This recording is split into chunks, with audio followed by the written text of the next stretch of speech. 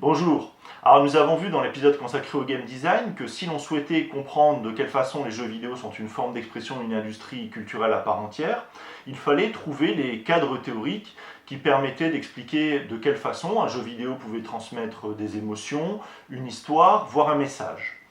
Et pour cela, généralement, lorsqu'une nouvelle forme d'expression apparaît, la façon la plus immédiate de faire pour en comprendre ses spécificités, c'est d'essayer de la comparer à d'autres formes de représentation qui existent lorsqu'elles commencent à émerger. Notamment pour les jeux vidéo, l'une des façons de procéder pour justement formuler des cadres théoriques et pour comprendre cet objet, ça a été de les comparer au cinéma ou encore à la littérature. C'est ce que fait Janet Murray dans son ouvrage Hamlet on the Holodeck, qui est l'un des premiers ouvrages académiques à véritablement prendre les jeux vidéo au sérieux, si on peut dire, et qui va montrer qu'ils sont des objets tout à fait intéressants auxquels il faut réfléchir pour faire avancer la recherche en sciences humaines.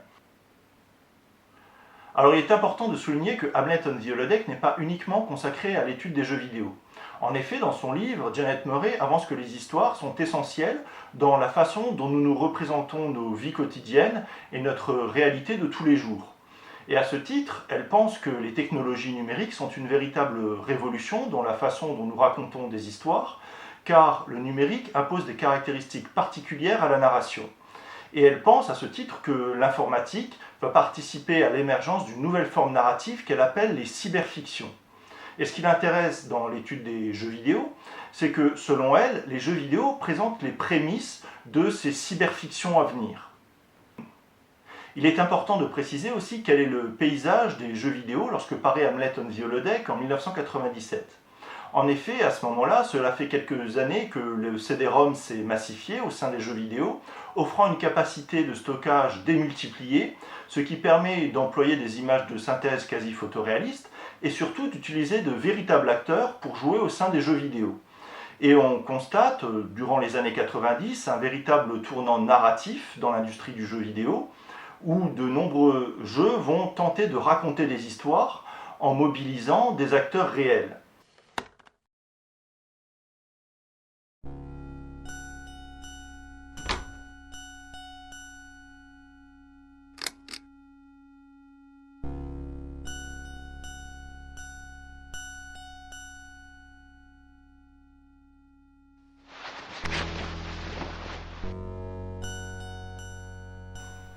C'est notamment en 1993 que paraît Myst et qui est un des modèles de ce tournant narratif des jeux vidéo employant de véritables acteurs et des images de synthèse photoréalistes. Et Myst est d'ailleurs fréquemment cité par Janet Murray comme l'un des exemples flagrants montrant en quoi le numérique permet de raconter des histoires de façon particulière. Mais si Janet Murray prend l'exemple des jeux vidéo pour réfléchir aux nouvelles formes narratives sur le numérique, c'est aussi que ceux-ci ont toujours fait des liens avec les arts narratifs depuis leur apparition. En effet, très vite, les jeux vidéo vont utiliser l'art de la narration pour pouvoir être acceptés d'un plus large public. Et comme on l'a vu sur l'épisode concernant le game design, on a vu que pour faire adopter à quelqu'un une attitude ludique, il fallait l'inciter à faire comme si.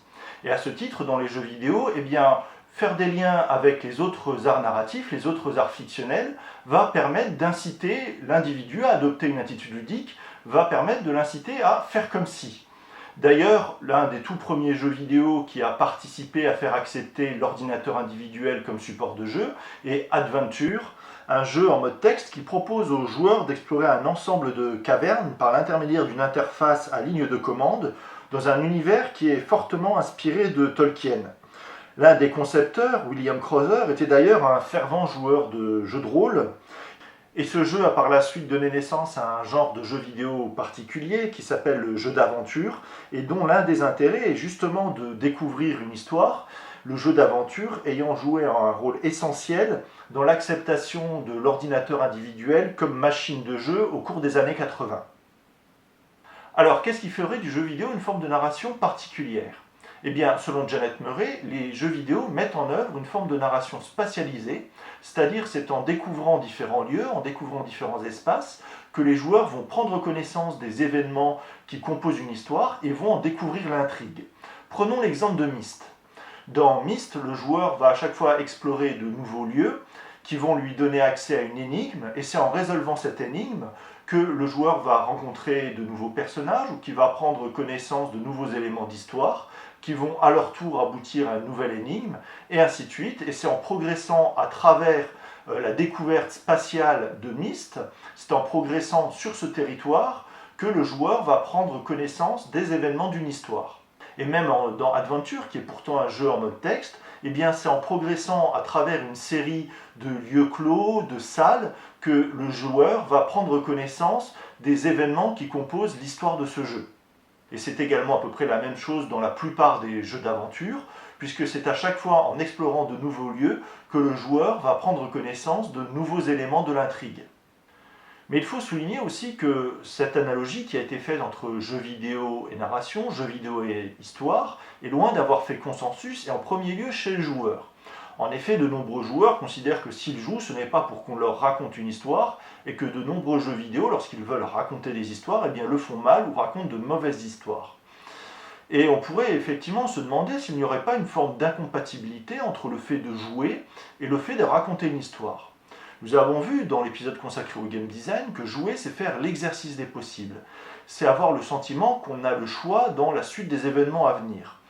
Et on pourrait se demander si lorsque l'on nous raconte une histoire, eh bien, il ne faut pas d'une certaine façon imposer une suite d'événements pour rendre l'histoire plus dramatique ou plus intéressante. Et en effet, de nombreux joueurs considèrent que des jeux vidéo à histoire vont davantage s'apparenter à des films interactifs où le résultat de leurs actions ne va avoir que très peu d'incidence dans la suite des événements à venir. En somme, ces jeux-là présentent une très faible jouabilité. L'un des cas les plus emblématiques de films ou plutôt de dessins animés interactifs est Dragon Slayer, puisque dans ce jeu, le joueur n'a d'autre choix que d'appuyer sur les bons boutons au bon moment s'il veut voir la séquence suivante, et si ce n'est pas le cas, son personnage est promis à une mort terrible et le jeu s'arrête. Dans ce cadre, de nombreux théoriciens ont avancé que le modèle narratif était inadapté pour comprendre ce qui faisait du jeu vidéo une forme d'expression à part entière. C'est notamment le cas de Gonzalo Frasca, qui est un chercheur et un game designer, et qui a avancé dans un article à présent célèbre qui s'appelle Simulation contre narration, qu'il fallait trouver un autre cadre théorique pour penser les jeux vidéo. Je le cite. Pour Gonzalo Frasca, jusqu'à présent, l'approche de recherche traditionnelle, la plus populaire, de l'industrie et de l'académie, a été de considérer les jeux vidéo comme des extensions de la narration et des arts dramatiques. Mon but dans cet essai est de contribuer à la discussion en offrant davantage de raisons qui montrent non seulement que le modèle narratif est un modèle inapproprié, mais aussi que celui-ci limite notre compréhension du médium et notre capacité à créer des jeux encore plus efficaces. L'argument principal que je vais explorer est que, à la différence des médias traditionnels, les jeux vidéo ne sont pas uniquement basés sur la représentation, mais sur une structure sémiotique alternative connue sous le nom de simulation. En somme, pour Gonzalo Frasca, les jeux ne sont pas une forme de narration, mais une forme de simulation. On pourrait prendre l'exemple de Tetris, en quoi le modèle narratif serait adapté pour nous faire comprendre l'intérêt de Tetris alors que celui-ci ne nous raconte aucune histoire. Et à ce titre, Gonzalo Frasca revendique et milite pour l'existence d'une discipline particulière pour étudier les jeux vidéo qu'il appelle la ludologie et qui serait tout entièrement consacrée au fait d'inventer de nouveaux concepts, de nouvelles notions qui nous permettraient de comprendre en quoi le jeu vidéo est une forme d'expression à part entière. Mais à mon avis, l'attitude à adopter se situe entre ces deux extrêmes. C'est-à-dire, il faut bien sûr trouver de nouveaux modèles théoriques, de nouvelles notions, de nouveaux concepts pour expliquer ce qui fait du jeu vidéo une forme d'expression à part entière, mais il ne faut pas non plus totalement exclure le modèle narratif, ne serait-ce que parce que les jeux vidéo, bien pour impliquer leurs utilisateurs dans une attitude ludique, font référence à d'autres arts médiatiques, à d'autres formes de représentation. Par exemple, les jeux vidéo emploient ce que l'on appelle des cinématiques pour pouvoir présenter au joueur ses objectifs ou pour l'impliquer dans l'histoire, voire pour lui donner envie de jouer. Et à ce titre-là, les modèles narratifs peuvent nous permettre de comprendre quelles sont les fonctions des cinématiques dans un jeu vidéo. Alors, on pourra toujours vous rétorquer que si le cinéma a réussi à s'imposer comme forme de représentation à part entière, c'est parce qu'il a su s'émanciper de ses premiers modèles, notamment à travers l'art du montage. Et après tout, les jeux vidéo ne devraient-ils pas s'émanciper de leur premier modèle pour pouvoir s'affirmer comme moyen d'expression à part entière? Mais on peut aussi se dire que le cinéma fait encore aujourd'hui usage de conventions par rapport à des modèles initiaux qu'il a eu à ses tout débuts. Je pense par exemple à l'usage que le cinéma fait de la musique et qui s'inspire très fortement de l'opéra, des fausses d'orchestre à l'opéra, et notamment des opéras wagnériens. En effet, Wagner utilisait toujours des petits motifs musicaux, des leitmotifs, pour refléter la psychologie, la personnalité d'un de ses personnages. Eh bien, le cinéma, grand public et même expérimental, fait encore aujourd'hui usage de ce type de convention pour pouvoir impliquer le spectateur et lui faire comprendre par la musique l'état d'esprit d'un personnage ou sa personnalité.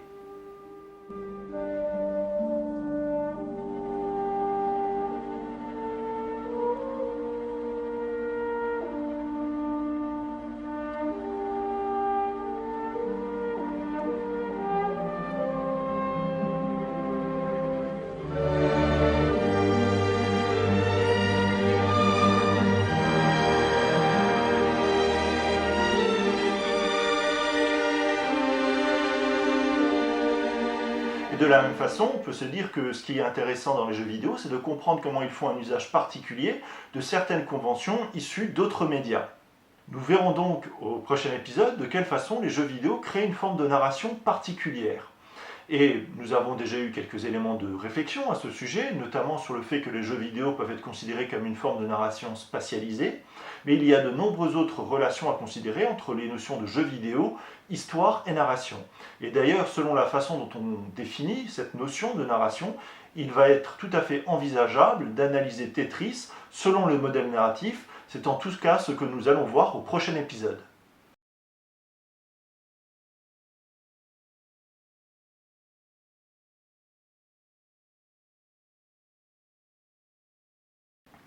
Alors comme recommandation de lecture, je vous conseille bien sûr le livre de Janet Murray, Hamlet on the Holodeck, qui n'a malheureusement jamais été traduit en français. Vous pouvez aussi vous référer à l'anthologie The Video Game Theory Reader, qui est le premier ouvrage qui se proposait de recenser plusieurs articles théoriques sur les jeux vidéo, et dans lequel figure l'article de Gonzalo Frasca. Si vous vous intéressez à Myst, vous pouvez également vous procurer l'ouvrage de Mark Wolf, qui est intégralement consacré à cette série de jeux.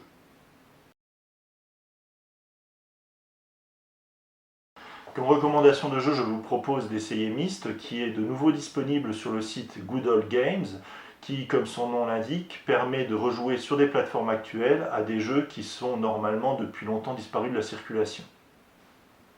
Un jeu qui symbolise très bien ce tournant narratif des années 90 avec des acteurs réels et de Pandora Directive de la série des Tex Murphy, qui est un jeu de grande qualité selon moi, puisqu'il a un humour absolument ravageur, tout en proposant aux joueurs de découvrir une intrigue policière teintée de polar noir, dans un univers de science-fiction, avec une intrigue qui est particulièrement prenante. Alors ce jeu est également disponible sur le site Good Old Games, mais malheureusement uniquement en anglais.